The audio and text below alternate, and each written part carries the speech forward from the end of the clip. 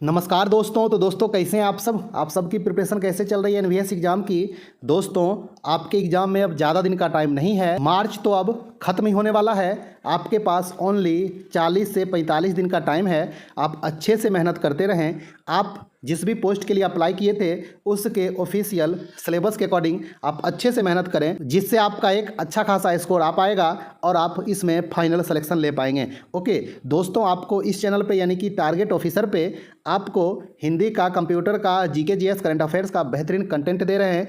पहले भी जितना भी वीडियो आया हुआ है ऑल टू ऑल वीडियो आप लोग देख लें, आपको इसका प्लेलिस्ट मिल जाएगा। एनवीएस हिंदी 2024 करके, एनवीएस कंप्यूटर 2024 करके और एनवीएस जीके 2024 करके प्लेलिस्ट अवेलेबल है। ओके दोस्तों, आज इस वीडियो में हम लोग बेहतरीन जीए और करंट अफेयर्स का मॉक टेस्ट बनाएंगे और इसमें बेहतरीन क्वेश्चन सब दिए हैं। आप लोग लास्ट तक बनाएं और कमेंट्स करके बताइएगा कि आपका कितना सही हुआ, कितना गलत हुआ। आपको एक आइडिया लगेगा कि आप कितने पानी में हैं, आप कितना जीके जीएस में स्कोर कर सकते हैं। ओके तो दोस्तों चलिए हम लोग देखते हैं NVS exam special mock test 1 का पहला क्वेश्चन क्या कह रहा है। दोस्तों जैसा कि आप लोग देख सकते हैं, पहला क्वेश्चन क्या कह रहा है। हरिमऊ शक्ति नामक संयुक्त सैन्य अभ्यास का चौथा संस्करण दिसंबर 2024 में संपन्न हुआ। यह किन दो देशों के बीच होती है। तो आपका ऑप्शन है भारत और इंडोनेशिया, भारत और श्रीलंका, भारत और मलेशिया, अंतिम ऑप्शन है मलेशिया और इंडोनेशिया। तो दोस्तों जल्दी से आप लोग अपना आंसर कन्फर्म करें कि ये हरिमऊ शक्ति नामक संयुक्त सैन्य अभ्यास किन दो देशों के बीच होती है। दोस्तों इसका जो सही आंसर होगा ऑप्शन सी, भारत और मलेशिया के बीच ये हरिमऊ शक्ति नामक संयुक्त सैन्य अभ्यास होता है। तो आप लोग अच्छे से ध्यान में रखिएगा। ओके चलिए दोस्तों देखते हैं क्वेश्चन नंबर 2 क्या कह रहा है। दोस्तों क्वेश्चन नंबर 2 क्या कह रहा है। वर्ष 2025 का पद्म भूषण पुरस्कार कुल कितने व्यक्तियों को दिया गया। आपका ऑप्शन है 17, 19, 7, 113। तो दोस्तों आप लोग जल्दी से अपना आंसर कंफर्म करें कि पद्म भूषण पुरस्कार 2025 कुल कितने व्यक्तियों को दिया गया। जल्दी से आप लोग अपना आंसर कंफर्म करें। दोस्तों इसका जो सही आंसर होगा ऑप्शन बी, टोटल 19 व्यक्तियों को पद्म भूषण पुरस्कार 2025 से सम्मानित किया गया। आपसे सिर्फ ये पूछे कि पद्म विभूषण कितने व्यक्तियों को दिया गया, तो 7 व्यक्तियों को दिया गया। आपसे पूछे पद्म भूषण कितने व्यक्तियों को दिया गया, तो 19 व्यक्तियों को दिया गया। आपसे ये पूछे कि पद्मश्री कितने व्यक्तियों को दिया गया, तो 113 व्यक्तियों को दिया गया। और आपसे ये पूछ दे कि पद्म पुरस्कार 2025 कुल कितने व्यक्तियों को दिया गया, तो ये 139 व्यक्तियों को दिया गया। ये 7, 19 और 113 तीनों को जोड़ दीजिएगा तो 139 आएगा। आप लोग अच्छे से ध्यान में रखिएगा। ओके पद्म विभूषण 7, पद्म भूषण 19 और पद्मश्री 113, टोटल 139। ओके तो आप लोग ये छोटी छोटी बात को ध्यान में रखिएगा तो आप एग्जाम में फंसिएगा नहीं। चलिए दोस्तों देखते हैं क्वेश्चन नंबर 3 क्या कह रहा है। क्वेश्चन नंबर 3 क्या कह रहा है दोस्तों। भारत का द्वितीय सर्वोच्च नागरिक सम्मान कौन सा है। आपका ऑप्शन है भारत रत्न, पद्मश्री, पद्म विभूषण, पद्म भूषण। तो दोस्तों जल्दी से आप लोग अपना आंसर कंफर्म करें। दोस्तों इसका जो सही आंसर होगा ऑप्शन सी, पद्म विभूषण पुरस्कार भारत का द्वितीय सर्वोच्च नागरिक सम्मान है। आपसे ये पूछे कि भारत का सर्वोच्च नागरिक सम्मान कौन सा है, तो भारत रत्न ये पहला स्थान पे आता है। आपसे इस क्वेश्चन में पूछा था द्वितीय मतलब सेकंड नंबर पे कौन सा है, तो ये है आपका कौन सा है, पद्म विभूषण। आपसे पूछे कि तृतीय सर्वोच्च नागरिक सम्मान कौन सा है, तो ये पद्म भूषण। और आपसे पूछे कि चौथा सर्वोच्च नागरिक सम्मान कौन सा है, तो ये पद्मश्री। ओके तो आप लोग इन सभी बातों को अच्छे से ध्यान में रखेंगे। ओके चलिए दोस्तों देखते हैं क्वेश्चन नंबर 4 क्या कह रहा है। चौथा नंबर क्वेश्चन क्या कह रहा है दोस्तों। भारतीय संसद की प्राक्कलन समिति के बारे में निम्नलिखित में से कौन सा कथन सही है। आपका ऑप्शन है इसके सभी सदस्य राज्यसभा सदस्य होते हैं। अगला ऑप्शन है इसमें लोकसभा एवं राज्यसभा दोनों के सदस्य होते हैं। उसके बाद ऑप्शन नंबर सी कह रहा है इसके सभी सदस्य लोकसभा सदस्य होते हैं। अंतिम ऑप्शन है इसके सभी सदस्य केंद्रीय मंत्रिमंडल से होते हैं। तो दोस्तों जल्दी से आप लोग अपना आंसर कंफर्म करें। दोस्तों इसका जो सही आंसर होगा ऑप्शन सी, इसके सभी सदस्य लोकसभा सदस्य होते हैं। तो आप लोग अच्छे से ध्यान में रखिएगा। और इसमें कुल कितने सदस्य होते हैं? तो इसमें कुल 30 मेंबर होते हैं और ऑल टू ऑल लोकसभा के मेंबर होते हैं। समझ में आ गया दोस्तों? चलिए देखते हैं क्वेश्चन नंबर 5 क्या कह रहा है। क्वेश्चन नंबर 5 क्या कह रहा है दोस्तों, लोकसभा के सीटों की संख्या के बारे में निम्नलिखित में से कौन सा कथन गलत है? आपका ऑप्शन है तमिलनाडु 40, पश्चिम बंगाल 42, महाराष्ट्र 48 और अंतिम ऑप्शन है उड़ीसा 21। तो दोस्तों जल्दी से आप लोग अपना आंसर कंफर्म करें कि इनमें से कौन सा कथन गलत है, मतलब कौन से स्टेट के सीटों की संख्या इसमें गलत दर्शाई गई है। जल्दी से आप लोग अपना आंसर कंफर्म करें। दोस्तों इसका जो सही आंसर होगा ऑप्शन ए तमिलनाडु। तमिलनाडु में 40 लोकसभा सीट नहीं है। कितना है? 39 है। पश्चिम बंगाल में 42 सही है, महाराष्ट्र का 48 सही है और उड़ीसा का 21 सही है। सबसे ज़्यादा लोकसभा सीट किस राज्य में है दोस्तों? तो उत्तर प्रदेश में। कितना? 80 लोकसभा सीट है और इसके बाद सेकेंड नंबर पे महाराष्ट्र ही आता है। ओके, तो आप लोग अच्छे से ध्यान में रखिएगा। थर्ड पे पश्चिम बंगाल आता है। ओके, फोर्थ पे बिहार आता है जहाँ पे 40 सीट है। ओके, तो आप लोग अच्छे से इन सभी बातों को ध्यान में रखेंगे। ओके, चलिए दोस्तों देखते हैं अगला क्वेश्चन क्या कर रहा है। क्वेश्चन नंबर 6, छठा नंबर क्वेश्चन क्या कर रहा है दोस्तों, वर्ष 2024 में कुल कितने भारतीय स्थलों को रामसर स्थल में शामिल किया गया है? आपका ऑप्शन है 10, 8, 12, 4। तो दोस्तों जल्दी से आप लोग अपना आंसर कंफर्म करें कि वर्ष 2024 में कुल कितने स्थलों को रामसर साइट के रूप में शामिल किया गया है। जल्दी से आप लोग अपना आंसर कंफर्म करें। दोस्तों इसका जो सही आंसर होगा ऑप्शन ए, टोटल 10 स्थलों को 2024 में रामसर स्थल में शामिल किया गया है। तो आप लोग अच्छे से ध्यान में रखेंगे और 24 तक के आंकड़ों के अनुसार टोटल 85 रामसर स्थल हैं। कब तक? 31 दिसंबर 2024 के आंकड़ों के अनुसार टोटल कितना है? 85। तो आप लोग अच्छे से ध्यान में रखेंगे। तो आपसे पूछे कि 23 तक कितना था? तो 23 तक था 75 और 10 2024 में जोड़ा गया तो हो गया कितना? 85, है ना। तो आप इन सभी बातों को ध्यान में रखेंगे। एग्जाम में क्वेश्चन पूछा जाता है रामसर स्थल से। ओके, आइए दोस्तों देखते हैं क्वेश्चन नंबर 7 क्या कह रहा है। क्वेश्चन नंबर 7 क्या कह रहा है दोस्तों, मार्च 2025 तक के आंकड़ों के अनुसार भारत में कुल कितने रामसर स्थल घोषित किए गए हैं? आपका ऑप्शन है 85, 89, 80, 99। तो दोस्तों जल्दी से आप लोग अपना आंसर कंफर्म करें कि मार्च 2025 तक के आंकड़ों के अनुसार अभी भारत में कुल कितने रामसर स्थल हैं। दोस्तों इसका जो सही आंसर होगा ऑप्शन बी 89। ओके, आपको जैसा कि बताए कि दिसंबर 2024 तक कितना था? 85 और अभी मार्च 25 तक हो गया है 89, यानी कि 2025 में अभी तक ये 3 महीना में 4 रामसर स्थल शामिल कर लिए गए हैं। ओके, तो ये छोटी छोटी बात आपको ध्यान में रखना पड़ेगा, तभी आप एक अच्छा खासा स्कोर कर सकते हैं, है ना। आइए दोस्तों देखते हैं क्वेश्चन नंबर 8 क्या कह रहा है। क्वेश्चन नंबर 8 क्या कह रहा है दोस्तों, राजा राम मोहन राय द्वारा ब्रह्म समाज की स्थापना किस वर्ष की गई? आपका ऑप्शन है 1820, 1828, 1829, 1830। तो दोस्तों जल्दी से आप लोग अपना आंसर कंफर्म करें कि ब्रह्म समाज की स्थापना राजा राम मोहन राय के द्वारा किस वर्ष की गई। दोस्तों इसका जो सही आंसर होगा ऑप्शन बी 1828 में कलकत्ता में ब्रह्म समाज की स्थापना राजा राम मोहन राय के द्वारा की गई थी। तो आप लोग अच्छे से ध्यान में रखिएगा। चलिए दोस्तों देखते हैं क्वेश्चन नंबर 9 क्या कह रहा है। क्वेश्चन नंबर 9 क्या कह रहा है दोस्तों, किस वर्ष अब तक का सबसे अधिकतम व्यक्तियों को भारत रत्न से सम्मानित किया गया है? आपका ऑप्शन है 2000, 1991, 2024, अंतिम ऑप्शन है 2014। तो दोस्तों जल्दी से आप लोग अपना आंसर कंफर्म करें कि सबसे अधिक व्यक्तियों को भारत रत्न किस वर्ष दिया गया। जल्दी से आप लोग अपना आंसर कंफर्म करें। दोस्तों इसका जो सही आंसर होगा ऑप्शन सी 2024 में टोटल 5 व्यक्तियों को भारत रत्न से सम्मानित किया गया है, जो कि अब तक का सबसे अधिक है। ओके, 5 व्यक्तियों को अभी तक किसी वर्ष एक साथ नहीं दिया गया है। तो ये 5 व्यक्ति कौन कौन है दोस्तों, आप इनका भी नाम अच्छे से ध्यान में रखिएगा।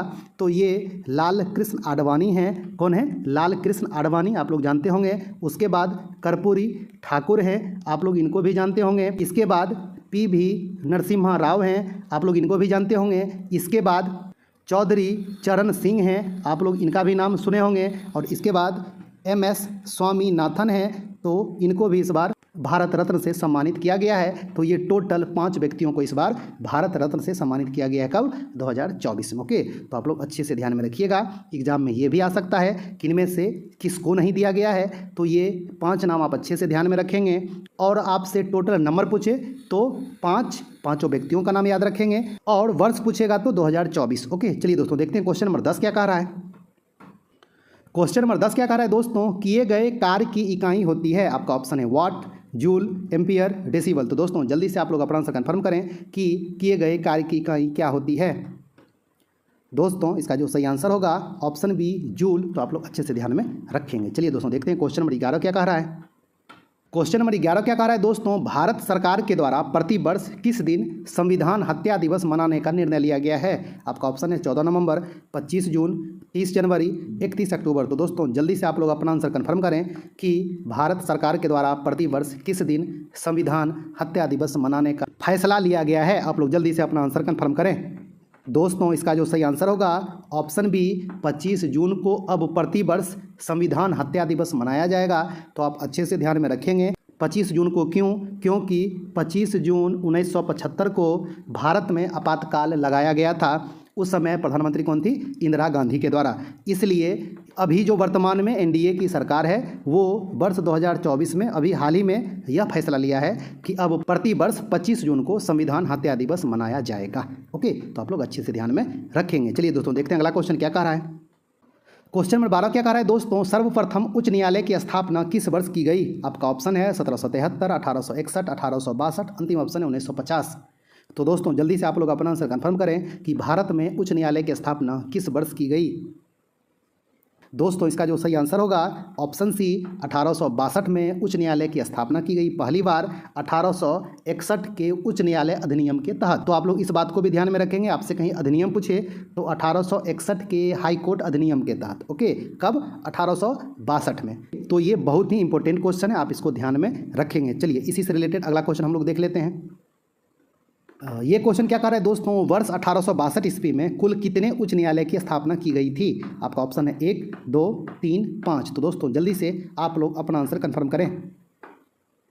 दोस्तों इसका जो सही आंसर होगा ऑप्शन सी, टोटल 3 उच्च न्यायालय की स्थापना की गई थी। कौन कौन? तो कलकत्ता हाई कोर्ट, उसके बाद मद्रास हाई कोर्ट, उसके बाद बॉम्बे हाई कोर्ट की स्थापना की गई थी। कब? 1862 में। तो आप लोग अच्छे से ध्यान में रखेंगे। ओके, चलिए दोस्तों देखते हैं क्वेश्चन नंबर 14 क्या कह रहा है। 14 नंबर क्वेश्चन क्या कह रहा है दोस्तों, वर्तमान में भारत में कुल कितने उच्च न्यायालय हैं, यानी कि अभी कितने हाई कोर्ट हैं। आपका ऑप्शन है 22, 23, 25, 24। तो दोस्तों जल्दी से आप लोग अपना आंसर कंफर्म करें। दोस्तों अभी वर्तमान में टोटल 25 हाई कोर्ट है। तो आप लोग अच्छे से ध्यान में रखिएगा। ओके, चलिए दोस्तों देखते हैं क्वेश्चन नंबर 15 क्या कह रहा है। क्वेश्चन नंबर 15 क्या कह रहा है दोस्तों, उस्ताद अमजद अली खान किस वाद्य यंत्र से संबंधित हैं। आपका ऑप्शन है सितार, सरोद, वायलिन, तबला। तो दोस्तों जल्दी से आप लोग अपना आंसर कंफर्म करें। दोस्तों इसका जो सही आंसर होगा ऑप्शन बी, उस्ताद अमजद अली खान सरोद से संबंधित हैं। तो आप लोग अच्छे से ध्यान में रखिएगा। चलिए दोस्तों देखते हैं क्वेश्चन नंबर 16 क्या कह रहा है। क्वेश्चन नंबर 16 क्या है दोस्तों, वर्ष 1975 में आंतरिक अशांति के नाम पर राष्ट्रीय आपातकाल की मंजूरी देने वाले भारत के राष्ट्रपति कौन थे। आपका ऑप्शन है वीवी गिरी, के.आर. नारायणन, फखरुद्दीन अली अहमद, अंतिम ऑप्शन है नीलम संजीवा रेड्डी। तो दोस्तों जल्दी से आप लोग अपना आंसर कंफर्म करें कि जब 25 जून 1975 को प्रधानमंत्री इंदिरा गांधी के द्वारा भारत में आंतरिक अशांति के नाम पर राष्ट्रीय आपातकाल लगाने की फैसला लिया गया तो इस निर्णय को मंजूरी देने वाले राष्ट्रपति कौन थे। आप लोग जल्दी से अपना आंसर कंफर्म करें। दोस्तों इसका जो सही आंसर होगा ऑप्शन सी, फखरुद्दीन अली अहमद उस समय भारत के राष्ट्रपति थे जो कि आंतरिक अशांति के नाम पे राष्ट्रीय आपातकाल लगाने की मंजूरी दिए थे। ओके, तो आप लोग इस बात को अच्छे से ध्यान में रखिएगा। चलिए दोस्तों देखते हैं क्वेश्चन नंबर 17 क्या कह रहा है। क्वेश्चन नंबर 17 क्या कह रहा है दोस्तों, यूरो कप 2024 कौन सा देश जीता। आपका ऑप्शन है इंग्लैंड, फ्रांस, स्पेन, अर्जेंटीना। तो दोस्तों जल्दी से आप लोग अपना आंसर कंफर्म करें कि यूरो कप 2024 जो कि फुटबॉल से संबंधित है, कौन सा देश जीता। दोस्तों इसका जो सही आंसर होगा ऑप्शन सी, स्पेन जीता। किसको हरा के? तो इंग्लैंड को हराकर स्पेन जीता। तो आप अच्छे से ध्यान में रखेंगे। आपसे कहीं ये पूछे कि यूरो कप 2024 के उप विजेता कौन है, तो आंसर जाएगा इंग्लैंड। और आपसे विजेता पूछे तो स्पेन जाएगा। आपसे ये पूछे कि ये यूरो कप 2024 कहाँ हुआ था, तो ये जर्मनी में हुआ था। आप लोग अच्छे से ध्यान में रखिएगा। ओके, चलिए दोस्तों अगला देखते हैं। क्वेश्चन नंबर 18 क्या कह रहा है? क्वेश्चन नंबर 18 क्या कह रहा है दोस्तों? चौरी चौरा कांड के बाद असहयोग आंदोलन को स्थगित कर दिया गया था। ये चौरी चौरा कांड किस वर्ष हुआ था? आपका ऑप्शन है 1920, 1921, 1922, अंतिम ऑप्शन है 1923। तो दोस्तों जल्दी से आप लोग अपना आंसर कन्फर्म करें कि चौरी चौरा कांड किस वर्ष हुआ था।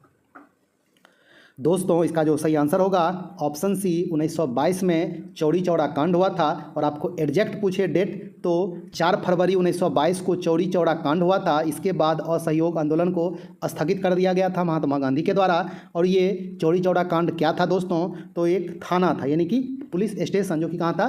चौरी चौरा। चौरी चौरा एक जगह का नाम है, वहाँ पे ये थाना था। इस थाना में लोगों के द्वारा आग लगा दिया गया था। ओके, और इसमें 22 पुलिसकर्मी की मौत हो गई थी।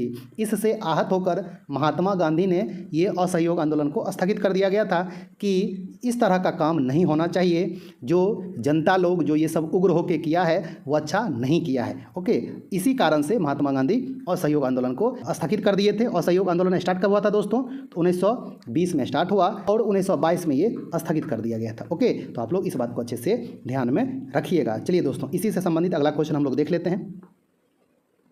ये क्वेश्चन क्या कर रहा है दोस्तों? चौरी चौरा जो असहयोग आंदोलन के दौरान बहुत चर्चित हुआ था, किस राज्य में है? आपका ऑप्शन है पश्चिम बंगाल, बिहार, उत्तर प्रदेश, अंतिम ऑप्शन है महाराष्ट्र। तो दोस्तों जल्दी से आप लोग अपना आंसर कंफर्म करें कि चौरी चौरा कहाँ है। दोस्तों इसका जो सही आंसर होगा ऑप्शन सी, उत्तर प्रदेश में है। उत्तर प्रदेश के गोरखपुर जिला में है। तो आप लोग अच्छे से ध्यान में रखिएगा। ओके, चलिए दोस्तों देखते हैं क्वेश्चन नंबर 20 क्या कह रहा है।